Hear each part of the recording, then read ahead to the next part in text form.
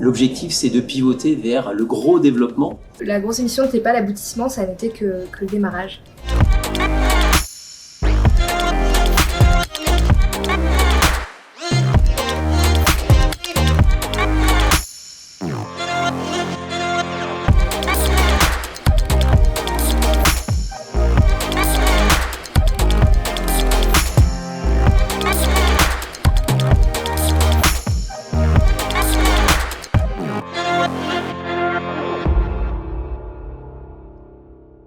Alors le but de la grosse émission, c'était bien sûr de faire connaître The Field, qui était un nouveau média. Présenter notre nouvelle proposition de valeur avait beaucoup de sens pour que les gens se l'approprient et puissent mieux le diffuser dans leurs entreprises. Ça s'est fait naturellement de tout de suite faire quelque chose qui ne mette pas forcément en valeur The Field, mais qui fasse la part belle aux initiatives collectives et aux entreprises surtout, et la façon dont les entreprises pouvaient vivre déjà le faire ensemble. Cette notion aussi d'être en live, c'était important, comme si on était directement face à face en fait, pour après ensuite donner envie à des interactions plus tard avec les collaborateurs. Le but c'était vraiment d'avoir du contenu comme une émission où on pouvait zapper et tu choisis vraiment ce qui t'intéresse.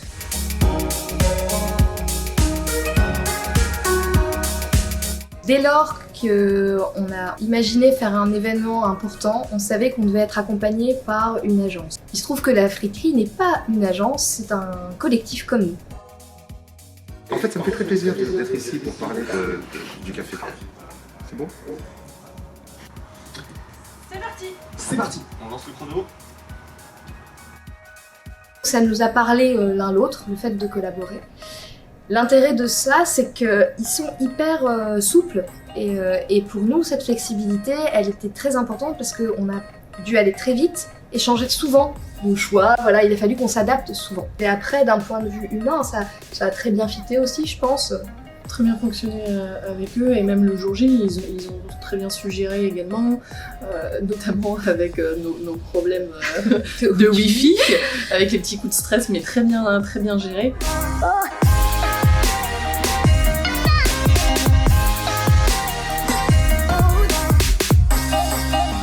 Benjamin, chez nous ça tourne, c'est quand tu veux.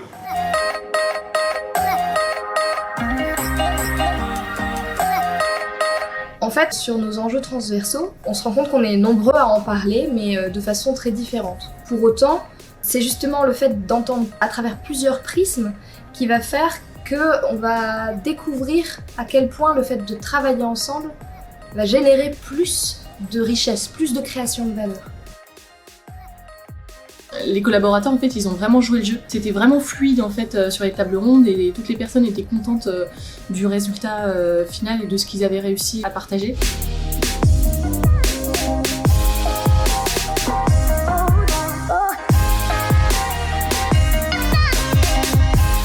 Il y avait cette notion d'être autour d'une même table pour faire avancer un projet commun. Et c'était une occasion rare de pouvoir, dans la situation actuelle, créer des liens au final. Par contre, on t'entend pas, donc mais on te voit. Coupe les règles.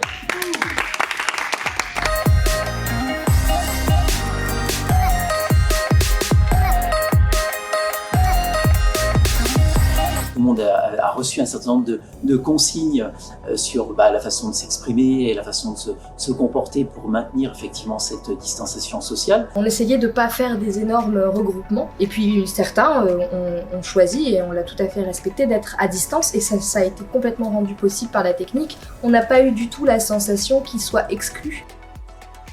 C'était le jeudi 18, donc une grosse semaine qui nous attendait au départ. Je me souviens encore de la veille, le mercredi, à 22h dans les bureaux, à scotcher les câbles par terre. Donc il y avait une très bonne ambiance au sein de l'équipe d'amplification. Franchement, là-dessus, on était vraiment soudés. Donc ça faisait vraiment plaisir et c'est aussi ça qui a fait que la journée s'est aussi bien déroulée. Il y avait vraiment une fluidité entre nous et on a eu forcément des petits couacs. On sait qu'il y a toujours des imprévus de toute façon, c'est ce qui fait le charme des directs et c'est aussi ce qu'on cherchait à avoir. Hein. Si tout avait été trop parfait, je crois qu'on se serait un peu ennuyé. Mieux vaut prévenir que guérir. Oui, hein, oui, là, Dans cette effervescence du jour J, au final, je trouve qu'on a été très calme, très posé finalement. Et j'ai envie de dire, c'est une fois qu'on a appuyé sur stop qu'on a pu laisser libre cours à l'euphorie plus ou moins, parce qu'avant, tout devait être sous contrôle. Finalement, on était tous au taquet sur nos postes et on avait tout préparé. Et là, encore une fois, la clé, c'est la préparation. Et la seule chose sur laquelle on ne pouvait pas faire mieux, c'est malheureusement notre wifi qui nous a parfois lâché, ou des petits détails techniques, mais qui ont donné lieu à des petits coups de speed, coups de stress, mais sur lesquels on a toujours réagi. Et finalement, je trouve que ça fait encore plus live. Le public a été hyper compréhensif.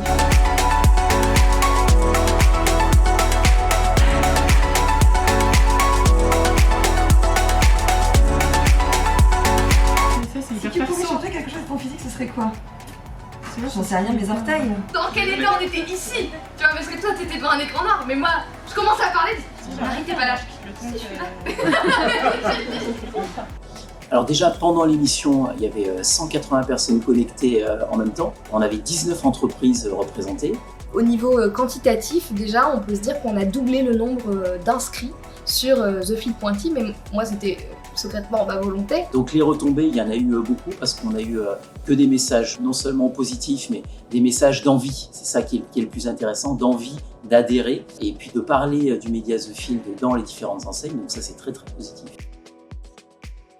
TheField, c'est compliqué à comprendre et je pense qu'en termes de compréhension globale, les gens trouvent ça peut-être moins nébuleux, voient bien quels sont les apports du studio, du média, et puis voient aussi qu'est-ce que ça signifie.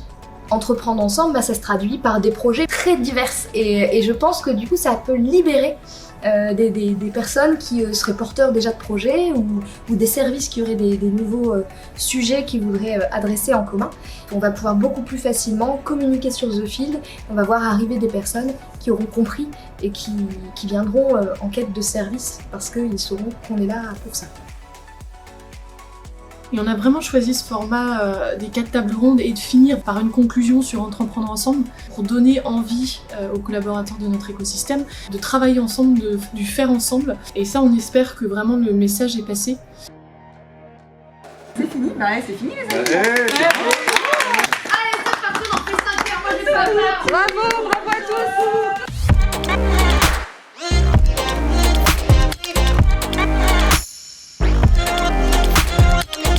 Pour moi, la grosse émission, c'est un événement très marquant, mais qui reste ponctuel.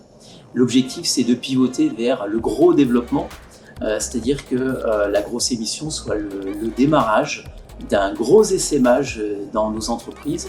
L'idée, c'est de faire en sorte que le média soit l'outil de communication de référence pour tout notre écosystème d'entreprise, de façon à ce qu'effectivement toutes les entreprises puissent communiquer entre elles et développer plein d'initiatives collectives. Rendez-vous pour la suite très vite. La grosse émission n'était pas l'aboutissement, ça n'était que le démarrage.